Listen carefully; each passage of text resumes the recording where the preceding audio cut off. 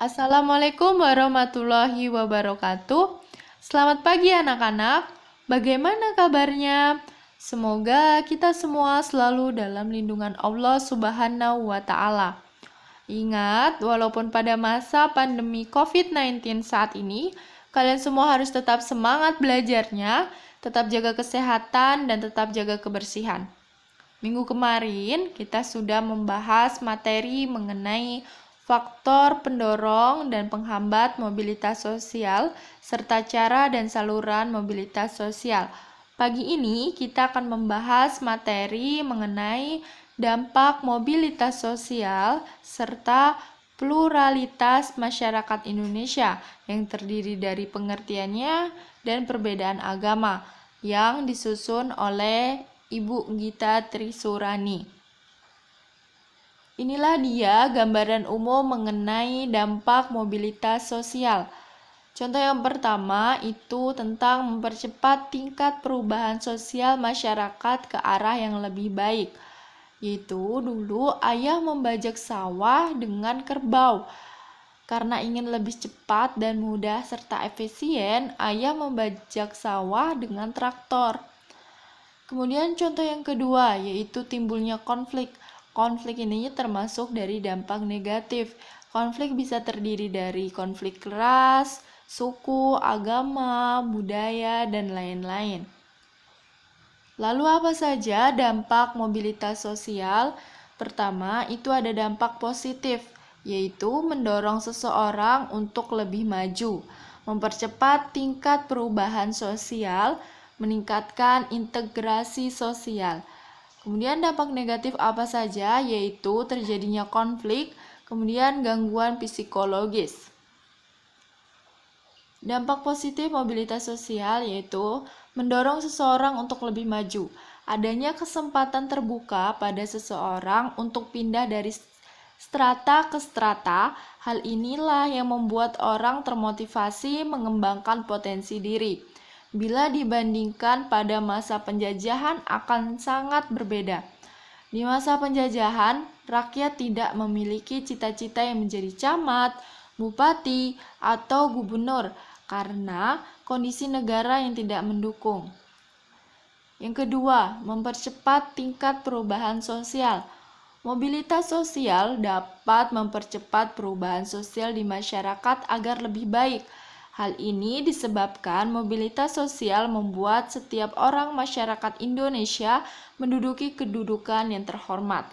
Contohnya, pada masyarakat di desa yang berhasil melakukan mobilitas sosial akan mempengaruhi teman-teman lainnya. Pengaruh tersebut membawa perubahan sosial budaya seperti pada meningkatnya masyarakat berpendidikan tinggi, gaya hidup, dan mata pencarian. Ketiga, meningkatkan integrasi sosial. Adanya mobilitas sosial yang terjadi di masyarakat. Contohnya, seseorang akan menyesuaikan dengan gaya hidup, nilai-nilai, dan norma yang berlaku di kelompok tertentu, sehingga tercipta integritas. Pada akhirnya, perubahan sosial tersebut akan membawa respon menjadi salah satu contoh terjadinya integritas di dalam masyarakat. Apa saja dampak negatif mobilitas sosial? Pertama, terjadinya konflik. Mobilitas sosial menjadi perjuangan manusia dan sekelompok orang untuk memperoleh posisi yang lebih. Oleh sebab itu, muncul persaingan yang juga memicu adanya konflik. Contohnya, karyawan bawahan ingin menduduki posisi tinggi di perusahaan. Oleh sebab itu, dia akan menghadapi persaingan dengan karyawan lainnya. Persaingan atau konflik harus disikapi dengan kebijaksanaan agar terhindar dari persaingan yang tidak sehat. Kemudian yang kedua, gangguan psikologis. Seseorang yang memiliki jabatan kadang merasa khawatir akan kehilangan jabatan tersebut. Bahkan terkadang orang yang sudah pensiun masih merasa tidak rela jika jabatan tersebut dilepas. Orang yang mengalami kondisi seperti ini termasuk mengalami gangguan psikologis. apalagi berkepanjangan akan menimbulkan penyakit psikis dan fisik lainnya. Contohnya, darah tinggi, lambung, insomnia. Gangguan psikologis seperti ini dapat diatasi dengan menerima keadaan dengan lapang dada dan bertekad berubah ke arah yang lebih baik. Kemudian sekarang pengertian pluralitas masyarakat Indonesia.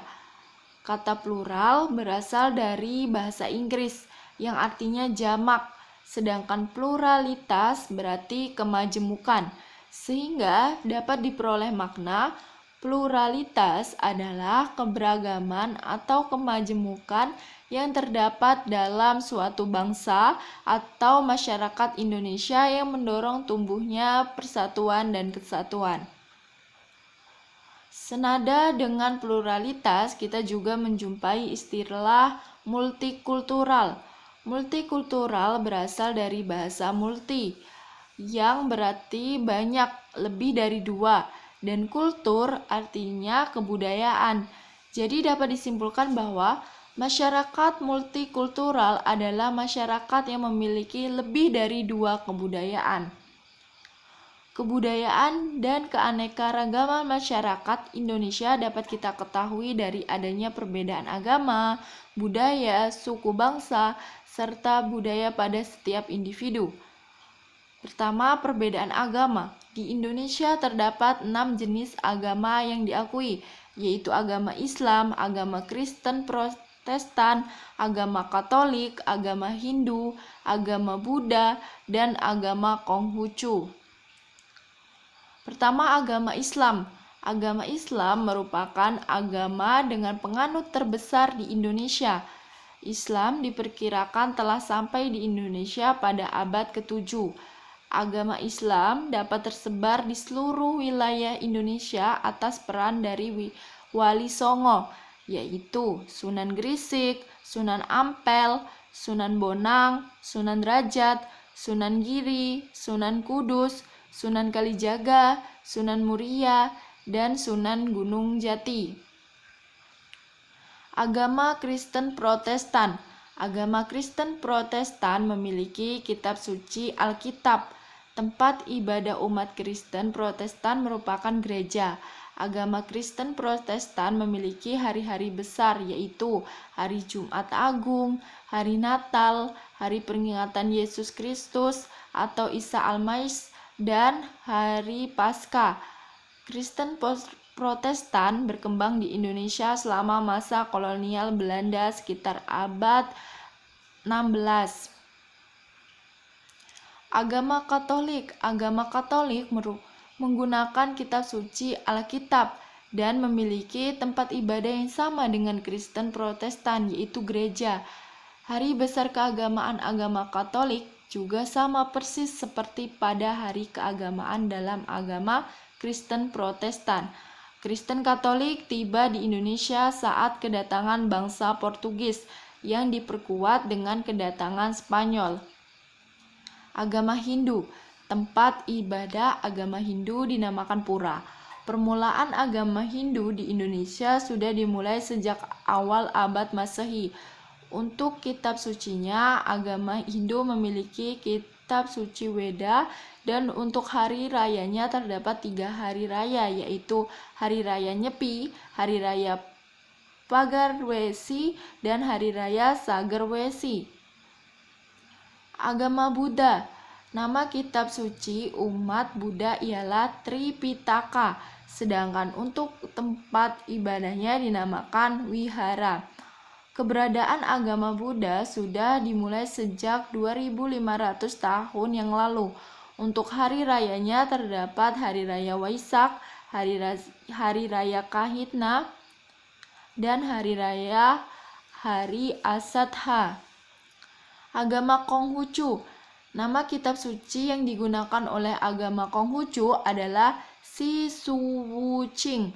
Untuk tempat ibadahnya dinamakan Litang, atau biasa dikenal dengan sebutan kelentang. Terdapat beberapa hari besar keagamaannya, yaitu Cap Gomeh dan Tahun Baru Imlek. Itulah tadi penyampaian materi hari ini. pelajari lagi, dan setelah ini Ibu akan mengirimkan LKS 2. Tolong dikerjakan di kertas double folio. Besok dikumpulkan jam 8 sampai jam 12. Semuanya harus mengerjakan dan mengumpulkan. Terima kasih. Wassalamualaikum warahmatullahi wabarakatuh.